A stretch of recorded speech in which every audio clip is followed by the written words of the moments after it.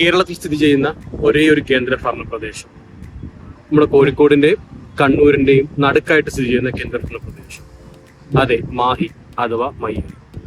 അപ്പം ഇപ്പൊ ഞാനുള്ളത് നമ്മുടെ സ്വന്തം മാഹിയിലാണ്. ഇത് ശരിക്കും പോണ്ടിച്ചേരി ഗവൺമെന്റിന്റെ അണ്ടറിൽ വരുന്ന ഒരു കേന്ദ്രഭരണ പ്രദേശമാണ്. നമ്മുടെ ഗോവ പോണ്ടിച്ചേരി കഴിഞ്ഞു കഴിഞ്ഞാൽ ആ പോണ്ടിച്ചേരിയുടെ അണ്ടറിൽ വരുന്നതാണ്. കാരണം ഇവിടെ എല്ലാം മാനേജ് ചെയ്യുന്നത് പോണ്ടിച്ചേരി ഗവൺമെന്റ് ആണ്. അപ്പോൾ ഇന്നത്തെ നമ്മുടെ വീഡിയോ മാഹിയെ കുറിച്ചാണ്. Welcome to food and travel experience.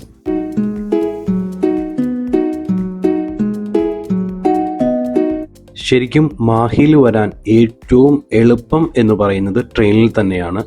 ഇതാണ് മാഹി റെയിൽവേ സ്റ്റേഷൻ. ഇതിപ്പോൾ റീസെൻ്റ്ലി ആണ് റെനോവേറ്റ് ചെയ്തത്. ഒരുവിധം എല്ലാ ട്രെയിനുകൾക്കും ഇവിടെ സ്റ്റോപ്പും ഉണ്ട്. ഫ്രഞ്ച് സംസ്കാരത്തിൻ്റെ അവശേഷിപ്പുകളും കേരളീയ പാരമ്പര്യവും ഒത്തുചേരുന്ന ഈ പ്രദേശം ഫ്രഞ്ച് ഇന്ത്യയുടെ വിൻഡോ എന്നാണ് അറിയപ്പെടുന്നത്. മാഹി ഭൗമശാസ്ത്രപരമായി കേരളത്തിലാണ് സ്ഥിതി ചെയ്യുന്നത്. നമ്മുടെ കണ്ണൂർ ജില്ലയ്ക്കും കോഴിക്കോടിൻ്റെയും ഇടയിലായി മയ്യഴി പുഴയുടെ തീരത്താണ് ഈ പ്രദേശം. എന്നാൽ ഭരണഘടനാപരമായി ഇത് പുതുച്ചേരി അല്ലെങ്കിൽ പോണ്ടിച്ചേരി ഗവൺമെൻറ്റിൻ്റെ അണ്ടറിലാണ്. 1720കളിൽ ഫ്രഞ്ചുകാർ ആണ് ഇവിടം ഭരിച്ചിരുന്നത്. അതിനുശേഷം നമുക്ക് സ്വാതന്ത്ര്യം കിട്ടിയപ്പോഴേക്കും നമ്മൾ ഇന്ത്യയിലേക്ക് ലയിച്ചു. മയ്യഴി എന്ന് പറയുന്ന മലയാളം അർത്ഥം സമുദ്രമുഖം എന്നാണ്. പക്ഷേ ഫ്രഞ്ചുകാർക്ക് വിളിക്കാൻ എളുപ്പത്തിന് അവരതിനെ മാഹി എന്ന പേരിലേക്ക് വിളിക്കുകയുണ്ടായി. ഇന്ന് അങ്ങനെയാണ് മാഹി എന്നറിയപ്പെടുന്നത്.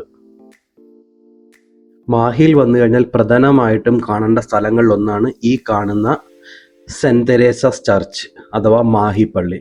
ഏകദേശം 290 വർഷം പഴക്കം. 1736 ഇറ്റാലിയൻ വൈദികനായിരുന്ന ഫാദർ ഡൊമിനിക് ആണ് ഈ പള്ളി സ്ഥാപിച്ചിരിക്കുന്നത്.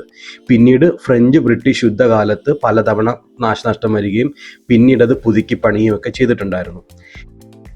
ഈ പള്ളിയുടെ ഗോപുരത്തിൽ ഒരു ക്ലോക്ക് ഉണ്ട്. 1855 ഫ്രഞ്ച് നാവികസേനയാണ് ഈ ക്ലോക്ക് ഈ പള്ളിക്ക് സമ്മാനിച്ചത്. ഫ്രഞ്ച് വാസ്തുവിദ്യയുടെ സ്വാധീനമുള്ള മനോഹരമായ ഒരു പള്ളിയാണിത്. അത്രയ്ക്കും എന്താ പറയണ്ടേ, ഒരു പറയാൻ ശരിക്കും പറഞ്ഞാൽ വാക്കില്ല. അത്രയ്ക്കും അടിപൊളിയായിട്ടാണ് ഈ പള്ളി അവർ നിർമ്മിച്ചിരിക്കുന്നത്. അകത്തേക്ക് ക്യാമറ കൊണ്ടുപോകാൻ സാധിക്കത്തില്ല. പിന്നെ ഇതാണ് നമുക്ക് മാഹി കാണാനുള്ള രണ്ടാമത്തെ സ്ഥലം, റിവർ വാക്ക് അല്ലെങ്കിൽ മയ്യഴി പുഴയുടെ തീരത്തുള്ള ഒരു വാക്ക് വേ.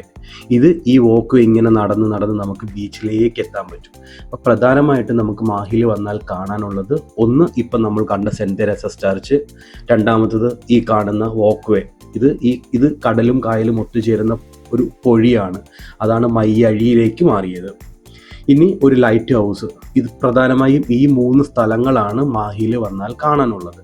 ശരിക്കും ഒരു ദിവസം കൊണ്ട് നമുക്ക് മാഹി കണ്ട് തീർത്ത് പോകാൻ പറ്റുന്ന ഒരു സ്ഥലമാണ് കേരളത്തിലുള്ള.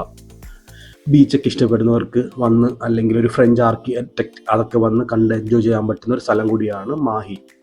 ഇനി ഞാൻ തുടക്കത്തിൽ പറഞ്ഞതുപോലെ തന്നെ ഇത് കേന്ദ്രഭരണ പ്രദേശമായതുകൊണ്ട് പെട്രോളിനും അല്ലെങ്കിൽ ഡീസല്, മദ്യത്തിന് ഇവയ്ക്കെല്ലാം വില വളരെ കുറവാണ്.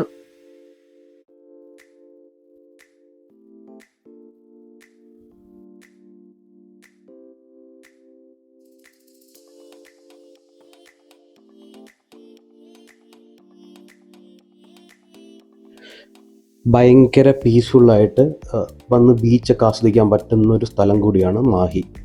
ഇത്രയും വൈഡായിട്ടാണ് ആ മാഹിയുടെ ആ ഒരു ബീച്ച് സൈഡ് നമുക്ക് ഉള്ളത്.